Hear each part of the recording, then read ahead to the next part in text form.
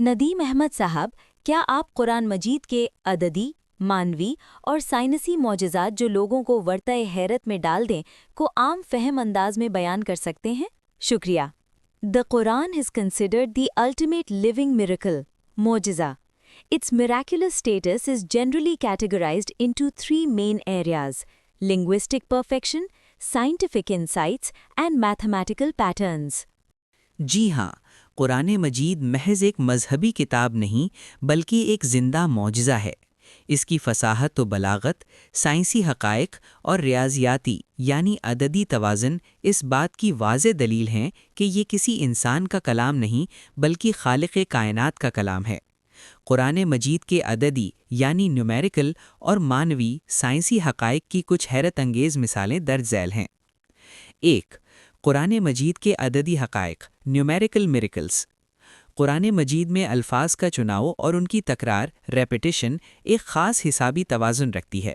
اس توازن پر سب سے پہلے مصری محقق عبد الرزاق نوفل نے تحقیق پیش کی تھی۔ چند مثالیں درج ذیل ہیں۔ دنیا اور آخرت کا توازن۔ قرآن مجید میں لفظ الدنیا دنیا 115 مرتبہ آیا ہے، اور حیرت انگیز طور پر لفظ الآخرہ آخرت بھی 115 مرتبہ ہی آیا ہے۔ فرشتے اور شیاطین۔ لفظ ملائکہ فرشتے 88 مرتبہ استعمال ہوا ہے، اور اس کے مقابلے میں لفظ شیاطین بھی 88 مرتبہ آیا ہے۔ زندگی اور موت۔ لفظ حیات زندگی 145 مرتبہ اور لفظ موت موت بھی 145 مرتبہ آیا ہے۔ مرد اور عورت کی برابری۔ لفظ رجل مرد 24 مرتبہ آیا ہے، اور لفظ امرا عورت بھی 24 مرتبہ آیا ہے۔ نفع اور فساد۔ لفظ نفع فائدہ 50 مرتبہ اور لفظ فساد نقصان یا بگاڑ بھی 50 مرتبہ آیا ہے۔ دن مہینے اور سال کا حساب۔ قرآن میں لفظ یوم دن واحد صیغے میں بالکل 365 مرتبہ آیا ہے، جو کہ ایک سال کے دنوں کی تعداد ہے۔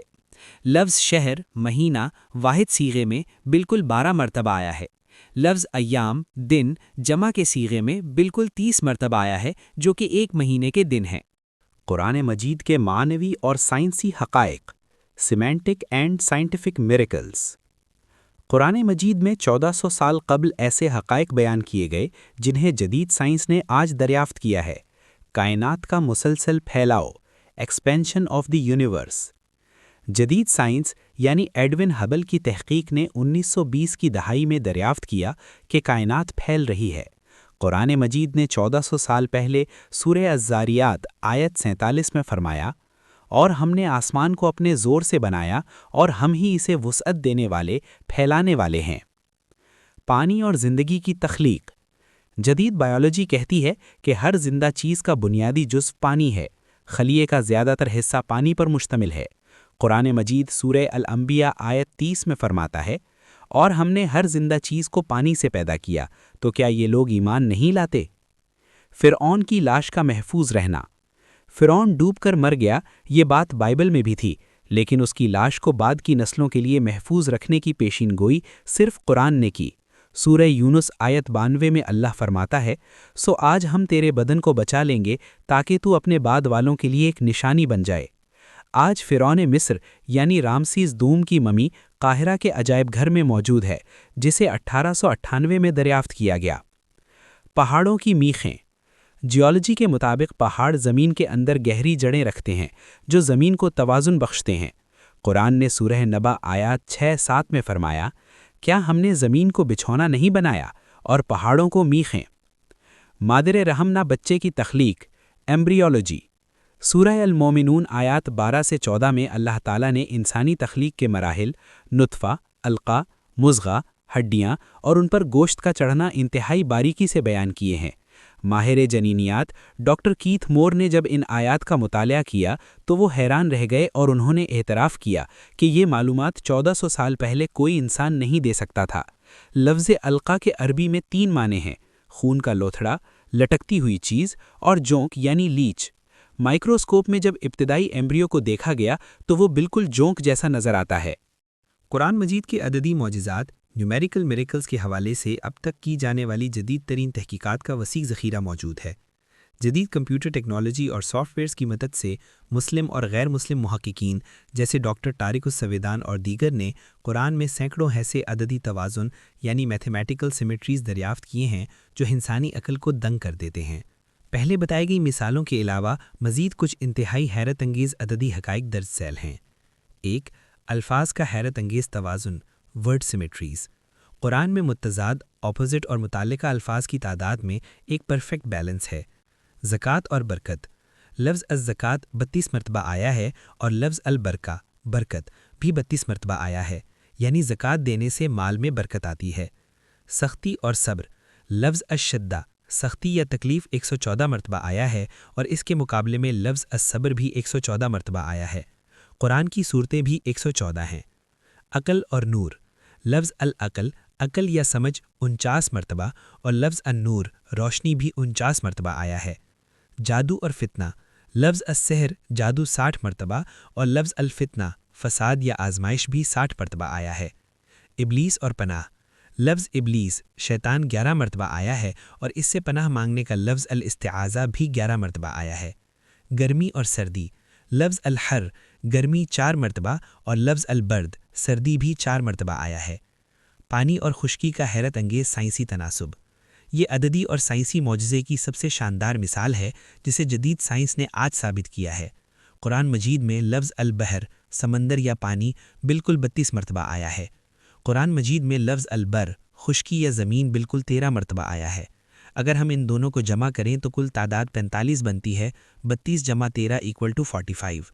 اب اگر ہم ان کا ریاضیاتی فیصد نکالیں، پانی کا فیصد 32/45 × 100 = 71.11%، خشکی کا فیصد 13/45 × 100 = 28.89%۔ سائنسی حقیقت۔ جدید سیٹلائٹ اور جغرافیائی سائنس کے مطابق ہماری زمین پر پانی اور خشکی کا تناسب بالکل یہی ہے۔ زمین کا 71.1% حصہ پانی پر اور 28.9% حصہ خشکی پر مشتمل ہے۔ ایک ان پڑھ نبی صلی اللہ علیہ وآلہ وسلم 1400 سال پہلے صحرا میں بیٹھ کر زمین کے رقبے کا یہ حساب کیسے لگا سکتے تھے؟ 3. عبادات اور کائنات کے اعداد۔ نماز۔ لفظ صلوات نمازیں جمع کے سیغے میں قرآن میں بالکل 5 مرتبہ آیا ہے۔ دن میں 5 نمازیں فرض ہیں۔ 7 آسمان۔ قرآن مجید میں اللہ نے 7 آسمان بنائے ہیں۔ حیرت کی بات یہ ہے کہ عربی فقرہ 7 سماوات 7 آسمان قرآن پاک میں بالکل 7 مرتبہ ہی استعمال ہوا ہے۔ طواف۔ لفظ قبلہ جس کی طرف رخ کر کے ہم نماز یا طواف کرتے ہیں اور اس سے جڑے الفاظ قرآن میں 7 مرتبہ آئے ہیں۔ کعبے کا طواف بھی 7 چکروں کا ہوتا ہے۔ سجدہ۔ قرآن مجید میں لفظ سجدہ اور اس کے مشتقات جن میں مسلمانوں کو سجدہ کرنے کا حکم دیا گیا ہے 34 مرتبہ آئے ہیں۔ ایک مسلمان روزانہ 5 فرض نمازوں کی 17 رکعتوں میں بالکل 34 سجدے ہی کرتا ہے۔ قرآن کا درمیانی لفظ۔ قرآن کے حروف اور کلمات کو اگر گنا جائے تو قرآن کے بالکل وسط میں جو لفظ آتا ہے وہ سورہ الکہف کی آیت نمبر 19 کا لفظ ہے وَلْيَتَلَطَّفْ، جس کا مطلب ہے کہ اور چاہیے کہ وہ نرمی یا ہوشیاری سے کام لے۔ علماء اس پر تبصرہ کرتے ہیں کہ قرآن کا مرکزی پیغام یہی ہے کہ انسان دنیا میں اعتدال، نرمی اور حکمت کے ساتھ زندگی گزارے۔ ایک اہم بات نوٹ، یہ تمام اعداد و شمار مستند تحقیقات سے ثابت ہیں، لیکن مسلمان علماء یہ بھی فرماتے ہیں کہ قرآن مجید بنیادی طور پر کتاب ہدایت ہے، ریاضی کی کتاب نہیں۔ یہ عددی حقائق اللہ کی طرف سے اس بات کی اضافی نشانیاں سائنس ہیں کہ اس کتاب کے الفاظ انسان کے بنائے ہوئے نہیں ہو سکتے، لیکن ہمارا اصل فوکس قرآن کے احکامات، اخلاقیات اور ہدایات پر عمل کرنے پر ہونا چاہیے۔ قرآنی عجائبات۔ حضرت علی رضی اللہ عنہ کا قرآن مجید کے بارے میں ایک مشہور قول ہے کہ وَلَا تَنْقَضِي عَجَائِبُهُ، یعنی اس کے عجائبات کبھی ختم نہیں ہوں گے۔ جیسے جیسے انسان کی عقل اور سائنس ترقی کر رہی ہے، قرآن مجید کے نئے نئے راز کھل رہے ہیں۔ آپ کی حیرت میں مزید اضافے کے لیے چند اور انتہائی شاندار اور ہوش ربا حقائق پیش خدمت ہیں۔ نمبر 1، کل فی فلک، حروف کی گردش کا معجزہ۔ قرآن مجید میں سورہ یاسین آیت 40 اور سورہ الانبیاء آیت 33 میں کائنات کے اجرام فلکی، سورج، چاند اور ستاروں کے بارے میں فرمایا گیا کہ کل فی فلکی یسبحون، سب اپنے اپنے مدار یا آربٹ میں تیر رہے ہیں۔ سائنسی حقیقت۔ سائنس نے بتایا کہ کائنات کی ہر چیز گول دائرے میں گھوم رہی ہے۔ ریاضیاتی لسانی معجزہ۔ ذرا اس فقرے کے پہلے 3 الفاظ کلن فی فلک کے حروف پر غور کریں۔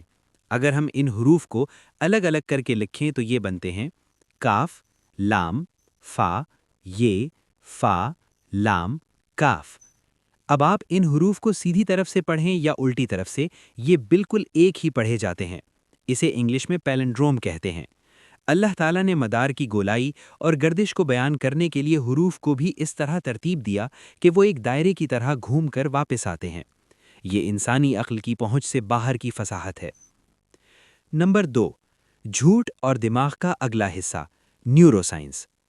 قرآن مجید نے سورہ العلق آیت 16 میں ابو جہل کے بارے میں فرمایا، ناصیۃ کاذبۃ خاطئۃ، وہ پیشانی جو جھوٹی اور خطا کار ہے۔ عربی میں ناسیہ ماتھے، پیشانی کے پچھلے حصے کے بالوں کو کہتے ہیں۔ سائنسی حقیقت، پرانے زمانے کے لوگ سوچتے تھے کہ قرآن نے جھوٹا انسان یا جھوٹی زبان کیوں نہیں کہا بلکہ پیشانی کو جھوٹا کیوں کہا۔ آج کی جدید نیورو سائنس نے دماغ کے اسکین سے ثابت کیا ہے کہ دماغ کا بالکل اگلا حصہ جو ماتھے کے پیچھے ہوتا ہے، جسے پری فرنٹل کارٹیکس کہتے ہیں، وہی انسان کے فیصلے کرنے، جھوٹ بولنے اور گناہ کا ارادہ کرنے کا واحد مرکز ہے۔ جب انسان جھوٹ بولتا ہے تو دماغ کا یہی حصہ متحرک ہوتا ہے۔ نمبر 3، گہرے سمندر کے اندھیرے اور اندرونی لہریں، اوشنوگرافی۔ سورہ نور آیت 40 میں اللہ تعالیٰ نے کافروں کے اعمال کی مثال کچھ یوں دی ہے، جیسے ایک گہرے سمندر میں اندھیرا ہو جس کے اوپر ایک لہر چھائی ہو، اس لہر کے اوپر ایک اور لہر ہو اور اس کے اوپر بادل ہوں۔ تاریکیاں ہیں جو ایک دوسرے کے اوپر ہیں، جب وہ اپنا ہاتھ نکالے تو اسے بھی نہ دیکھ پائے۔ سائنسی حقیقت، آج جدید سائنسدانوں نے دریافت کیا ہے کہ سمندر میں 200 میٹر نیچے روشنی ختم ہو جاتی ہے اور 1000 میٹر نیچے گھپ اندھیرا ہوتا ہے، یعنی ہاتھ بھی نظر نہیں آتا۔ دوسری حیرت انگیز بات، قرآن نے کہا لہر کے اوپر لہر۔ سائنسدانوں نے حال ہی میں دریافت کیا ہے کہ سمندر کی گہرائیوں میں مختلف کثافت والے پانی کے درمیان بڑی بڑی اندرونی لہریں یا انٹرنل ویوز چلتی ہیں، جن کے اوپر پھر سطح سمندر کی لہریں ہوتی ہیں۔ یہ بات قرآن کے علاوہ دنیا کی کسی پرانی کتاب میں موجود نہیں۔ نمبر 4، بلندی پر آکسیجن کی کمی، ایوییشن میڈیسن۔ سورہ الانعام آیت 125 میں اللہ تعالیٰ فرماتا ہے، پس جسے اللہ گمراہ کرنے کا ارادہ کرتا ہے تو اس کے سینے کو ایسا تنگ اور گھٹا ہوا کر دیتا ہے گویا وہ آسمان کی طرف چڑھ رہا ہو۔ سائنسی حقیقت، آج ہم جانتے ہیں کہ جب ہم بلندی یعنی آسمان کی طرف جاتے ہیں تو ہوا کا دباؤ اور آکسیجن کم ہو جاتی ہے، جسے ہائپوکسیا کہتے ہیں۔ اس کی وجہ سے انسان کا سینہ جکڑا جاتا ہے، گھٹن ہوتی ہے اور سانس لینا انتہائی مشکل ہو جاتا ہے۔ 1400 سال پہلے جب ہوائی جہاز یا غبارے کا تصور بھی نہیں تھا، ایک انسان کو بلندی پر سینہ تنگ ہونے کا یہ میڈیکل فیکٹ کیسے معلوم ہو سکتا تھا؟ 5، چیونٹیوں کا شیشے کی طرح ٹوٹنا، انٹمالوجی۔ سورہ نمل میں جب حضرت سلیمان علیہ السلام کا لشکر گزر رہا تھا تو ایک چیونٹی نے دوسرے چیونٹیوں سے کہا، اے چیونٹیوں، اپنے بلوں میں گھس جاؤ، کہیں ایسا نہ ہو کہ سلیمان اور ان کا لشکر تمہیں کچل ڈالے، یحتمنکم، اور انہیں خبر بھی نہ ہو۔ معجزاتی لفظ، عربی زبان میں گوشت یا نرم چیز کو کچلنے کے لیے کئی اور الفاظ ہیں، لیکن قرآن نے یہاں لفظ یحتمنّا استعمال کیا۔ اس لفظ کا مطلب ہے شیشے کی طرح ٹوٹ کر چور چور ہو جانا۔ سائنسی حقیقت، آج جدید کیڑے مکوڑوں کی سائنس انٹمالوجی نے خوردبین سے دیکھا تو معلوم ہوا کہ چیونٹی کے جسم پر ایک سخت خول ہوتا ہے جو چائٹن نامی مادے سے بنا ہوتا ہے۔ چیونٹی کا جسم انسانی گوشت کی طرح پچکتا نہیں ہے، بلکہ جب اس پر دباؤ پڑتا ہے تو وہ شیشے کی طرح ٹکڑے ہو کر ٹوٹتا ہے۔ قرآن کے ایک ایک لفظ کا انتخاب حیران کن ہے۔ 6، تنگی اور آسانی کا عددی توازن، ہارڈشپ ورسز ایز۔ قرآن مجید میں ایک انتہائی خوبصورت عددی راز چھپا ہے جو مسلمانوں کے لیے بہت بڑی امید ہے۔ سورہ علم نشرہ میں اللہ فرماتا ہے، فَإِنَّ مَعَ الْعُسْرِ يُسْرًا إِنَّ مَعَ الْعُسْرِ يُسْرًا، بے شک ہر تنگی کے ساتھ آسانی ہے۔ جب کمپیوٹر کے ذریعے گنا گیا تو پتہ چلا کہ پورے قرآن میں لفظ العسر یعنی تنگی یا مشکل صرف 12 مرتبہ آیا ہے، جبکہ لفظ الیسر یعنی آسانی یا خوشی پورے قرآن میں 36 مرتبہ آیا ہے، یعنی اللہ کی طرف سے آنے والی آسانی تنگی کے مقابلے میں بالکل 3 گنا زیادہ ہے۔ حاصل کلام، یہ حقائق اس بات کی چیخ چیخ کر گواہی دیتے ہیں کہ قرآن مجید کے مصنف کوئی انسان نہیں بلکہ وہ ذات ہے جس نے دماغ، سمندر، چونٹیوں اور کائنات کو تخلیق کیا ہے۔ یقیناً یہ کتاب آج کے پڑھے لکھے اور سائنسی ذہن رکھنے والے انسان کے لیے سب سے بڑی نشانی ہے۔ یہ عددی اور معنوی حقائق اس بات کا ثبوت ہیں کہ قرآن پاک کے الفاظ، ان کی تعداد اور ان کے معنی سب اللہ تعالیٰ کی طرف سے ایک متعین اور کیلکولیٹڈ نظام کے تحت نازل ہوئے ہیں، اور اس میں رتی برابر بھی رد و بدل نہیں ہو سکا۔ Islam for all YouTube channel. Thanks for watching. Presented by Nadeem Ahmed Khan.